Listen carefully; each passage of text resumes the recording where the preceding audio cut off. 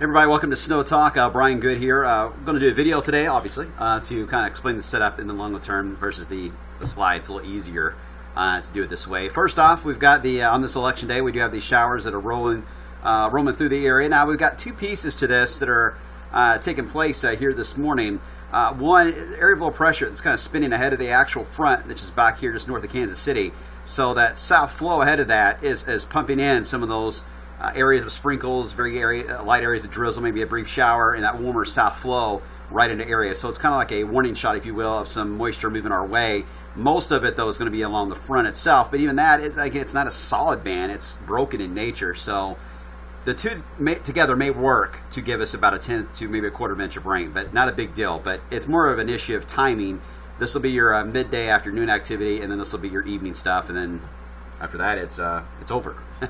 All right, so let's look into the longer term as we always do. And as we get into this upcoming weekend, Veterans Day, and Friday night, that's when this next front will move in. And it's a very sharp front. This has been very well advertised for a while to do this very sharp angle in from the north that is showing up here. It just grazes us, but it really aims for the Great Lakes in the Northeast more than anybody. As it does so, I think it will have the ability to produce some snow flurries, maybe some snow showers in the higher elevations of the Appalachians as it moves on through. Otherwise, dry for us, and likely in the growing season for a lot of the Ohio Valley in the Northeast, as a freeze is expected for a lot of areas. Now here in Louisville, it's always touch and go whether or not the metro will get below 32 or even at 32. I think this is our best shot we've had so far this season coming our way, and that'd be Saturday night and Sunday. But there'll be temperatures not far from that on either side of those nights either. So a cold stretch of weather, certainly for the weekend.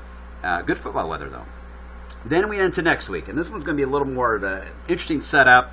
Not so much really for us, but for the Northeast. Very sharp piece of energy, very tight gradient is going to develop as this dives into the Ohio Valley. It's interesting to see it bounce off the ridge to the south, because I have a feeling we may see more of that this winter season, and it really could influence not only our snow amounts, but our overall temperatures. And that's the reason why we've gone above normal in temperatures for the season, is this ricochet effect that happens when these troughs dig in and they get ricocheted quickly into the mid-Atlantic. This is one example of that that's going to dive in, and as it does, because again, a very tight pressure gradient between the cold air to the north and warm air to the south, it's going to be a very windy system that is going to pass through here, say a week from today into next Wednesday. Could very well send us plunging temperature-wise for a while. It may bring some rain with it. Don't see any snow with it. I think it's going to get cold enough to snow aloft, but the problem is the moisture dries out rapidly with this system because it's moving so fast, and low-level temperature is still quite warm. But what's more important is as it moves into the mid-Atlantic, I think it's going to dig and really become a fairly significant system for the northeast part of the country, the way it's looking. Now, for us, if you're a snow lover locally, you're like, well, who cares? That's them. We want to know about us. I get it. You may be upset with this one, the way it's playing out, but that's the way it looks now. Potent system, but not much of an impact for us. And looking toward Thanksgiving week, seeing signs of a warming trend that will develop as we begin Thanksgiving week, and that looks to be in response to what looks to be a decent low pressure developing in the plain states. Now, will this one do the same thing, ricochet to the north, or will it dig a little more and then pull through the Tennessee and Ohio River valleys? Don't know that answer yet. But it is interesting to see this show up because the signal analysis is detecting the same thing. When you look at the signal analysis, first off, these are all the different, it's using the Rossby wave scenario where the pattern can repeat itself.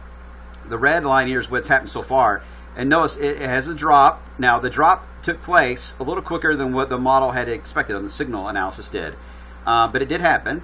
It's showing a ridge that took place. We're warming back up. We're doing that now.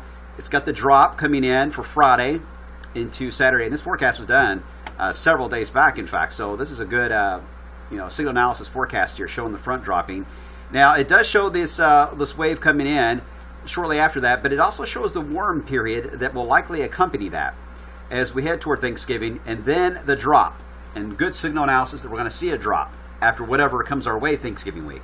And this is going to put us very close to Thanksgiving itself. So it could be a fairly significant system as far as the lower 48 goes, as far as impact on travel. So it's something to watch, and we'll see how it plays out. But if you see a warm-up show up for the beginning of Thanksgiving week, don't panic yet, because it would just mean that the signal analysis is on to something here. And by the way, for those of you who are just curious, December overall appears to be warmer than cooler.